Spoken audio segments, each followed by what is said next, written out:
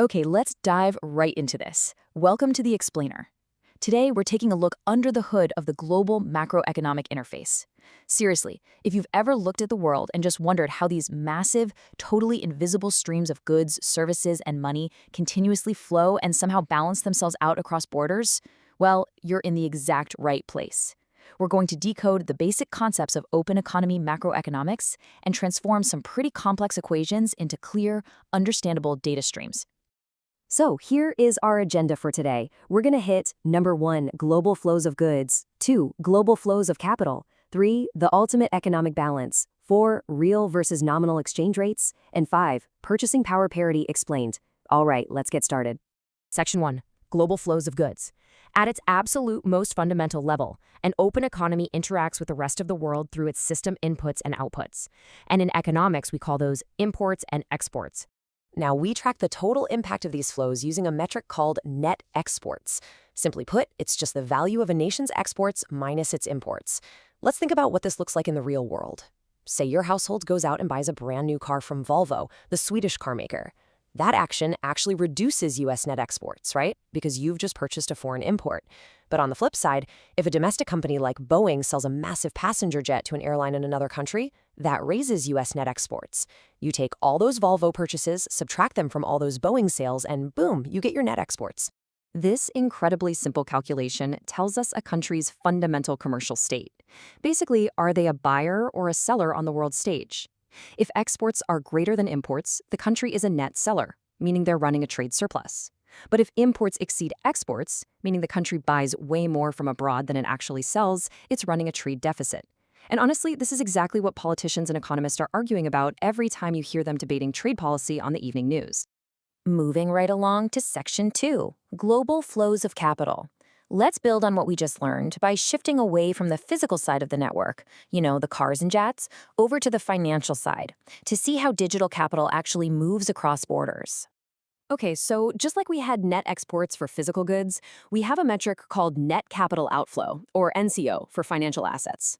This metric measures the purchase of foreign assets by domestic residents minus the purchase of domestic assets by foreigners. For example, if a U.S. resident logs onto their brokerage account and buys stock in Petrobras, the Brazilian energy company, capital is literally flowing out of the U.S. That increases the net capital outflow. Conversely, if a Japanese resident decides to buy a U.S. government bond, capital is flowing in, which actually decreases the U.S. net capital outflow. Make sense? Section 3, the ultimate economic balance. So, we've got a stream of physical goods, and we've got a stream of financial capital. Now we get to the really cool part, the unbreakable accounting identity that binds these two streams together. Here is the rule. Net capital outflow must always exactly equal net exports. Let's walk through how this happens in real time. Imagine you're a U.S. programmer. Step 1, you sell your newly coded software to a Japanese consumer for 10,000 yen. The U.S. just exported a service, so our net exports go up. Step 2, you are now holding 10,000 yen in your account. Step 3, you take that yen and use it to buy a Japanese government bond. Well, you've just purchased a foreign asset, so your net capital outflow increases by the exact same amount. Every single transaction that affects one side of the ledger perfectly offsets the other. Net capital outflow equals net exports. Literally, always. Because of that perfect balance, we arrive at this foundational master code equation for macroeconomics. S equals I plus NCO, or national saving equals domestic investment plus net capital outflow. Think about it. In a closed economy, a nation's savings can only be used for domestic investment.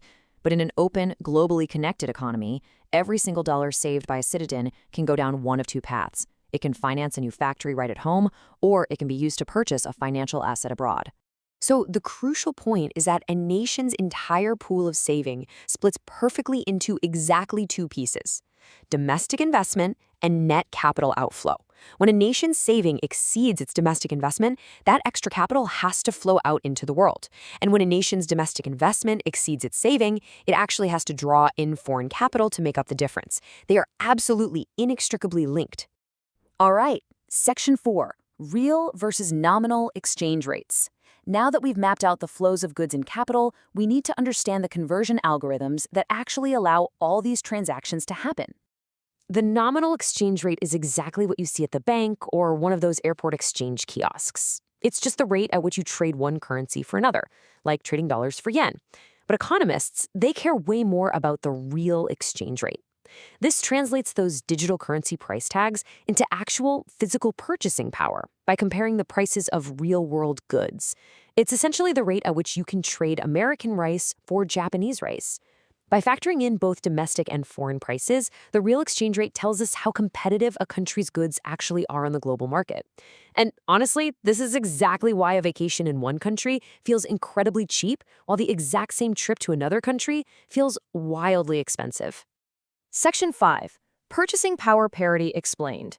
Which brings us right to the grand equalizer of global markets. We're going to explore this fascinating theory and something called the law of one price. Before we dive into modern data, just imagine a gritty historical street market for a second. The basic principle at play here is the law of one price. The idea is so simple. A good must sell for the exact same price in all locations. If coffee beans sold for $4 a pound in Seattle, but $5 a pound in Dallas, a smart trader, what we call an arbitrager, would buy up massive amounts in Seattle and go sell it in Dallas. Their intense buying would drive up the price in Seattle, and their selling would drive down the price in Dallas until, you guessed it, the two prices perfectly equalized. Now, when we take that street-level hustle and apply it to the entire global economy, we get purchasing power parity, or PPP. The logic here dictates that a unit of currency must have the same real purchasing power in absolutely every country. Under this theory, the real exchange rate should essentially be fixed, and nominal exchange rates will automatically adjust to reflect the different price levels between two countries. So if inflation spikes in one country, its currency should systematically depreciate just to keep its real purchasing power strictly equal. Now, you might be wondering, okay, that's a beautiful theory, but how do you test it? How do economists actually measure purchasing power parity across a wildly complex real-world network of goods and services? I mean, what basket of goods is completely identical everywhere on Earth? Well, the answer is shockingly simple and frankly delicious. Specifically one Big Mac. The Economist magazine actually created the hamburger standard to measure economic parity. Think about it. A Big Mac is made of the exact same standardized basket of goods. 2 all-beef patties, special sauce, lettuce, cheese, pickles, onions on a sesame seed bun everywhere in the world. By comparing the price of a Big Mac in Tokyo, Paris, and New York, economists get a highly practical real-world diagnostic of whether nominal exchange rates are actually aligned with purchasing power parity. It's brilliant. But as you can probably guess, the system isn't totally flawless. PPP definitely has its limitations. Why? Well, because not all goods can be shoved into a shipping container. Think about something like haircuts. If a haircut is way cheaper in New York than it is in Paris, you can't exactly export a cheap New York haircut to a French salon. Arbitrage is simply too limited in the service sector to completely eliminate all price differences. So while PPP is a very powerful foundational trend, exchange rates will for sure still fluctuate around it. So we've mapped the flows of goods, we've traced the digital capital, and we've uncovered the accounting equations that literally govern our world. But I want to leave you with this provocative thought as we wrap up today's explainer. If domestic investment and foreign capital outflows are fundamentally, mathematically linked by a nation's savings, what happens to the global economic network when a major nation simply stops saving and runs massive trade deficits? The data streams don't lie, and the consequences of that question shape the modern world. Thank you so much for joining me, and keep questioning the data.